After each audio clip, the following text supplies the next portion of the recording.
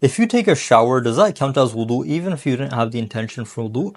According to the Hanafis, the answer is yes. And in this video, I will be showing the proofs for that. But before I begin, I want to make it very clear that I am not saying that this is the only correct opinion. Rather, if you want to follow any other scholar or any other school of thought, you are more than welcome to do so as long as they follow the Quran and Sunnah and the understanding of the companions of the Prophet and the Salaf. So, that being said, why do Hanafis say that you don't need intention for wudu? Didn't the Prophet clearly say that all actions are based on their intention?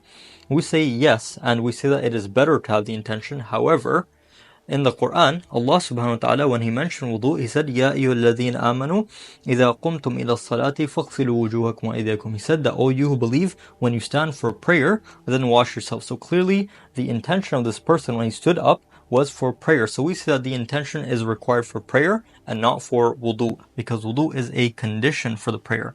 And the prayer has many other conditions. You have to be facing the qibla, and you have to be wearing clothes, and you have to stand in a clean place, and many other things. And these other conditions, if someone were to do so without intention, most people would agree that the prayer is still valid. For example, if someone wears clothes just out of habit, or let's say someone forced him to wear clothes, and he prayed salah wearing those clothes, would that prayer be valid?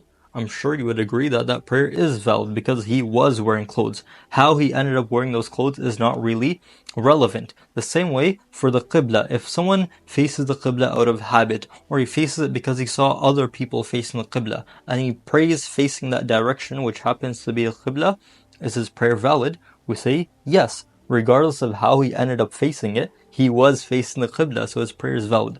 The same with wudu. If someone washed himself out of habit, or because he was taking a shower, or someone forced him to be washed, like they pushed him into a pool, or they dumped a bucket of water on him, or he did it just because he saw other people washing their arms and face, head and feet, but he didn't know why they were doing it, but he ended up doing it. Somehow, some way, his arms, face, head and feet ended up washed. We say that his wudu is valid, and if he were to pray in that condition, his prayer is also valid, because we say that all of the conditions of the prayer are equal. Now, if someone were to say that, you know what, you Hanafis, you guys are completely wrong. You have no idea what you're talking about. You guys are going against Islam. Okay, fine.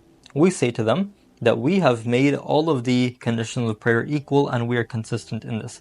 If you want to say that the wudu is somehow special, that it requires intention but the other conditions don't, now you have to bring proof from the Quran and Sunnah or other sources of evidences that the wudu is somehow different from the other conditions. You have to bring us a proof that makes a distinction between one of the conditions of prayer and the other conditions, and I think you will have a very hard time finding such proof.